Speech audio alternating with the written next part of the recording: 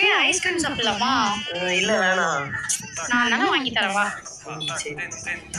அண்ணா 2 cone ice.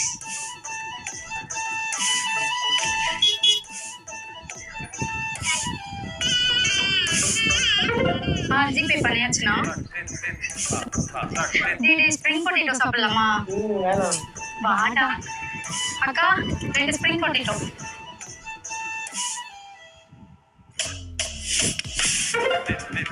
ஏய் juice குடிச்சிட்டு போலாமா? வேணாமே. சும்மா எல்லாத்துக்கும் வேணாம்னா சொல்லாத, வா போலாம்.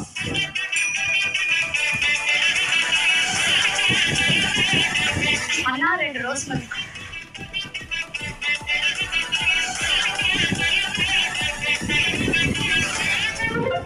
பே பண்ணிடலாம். போலாமா?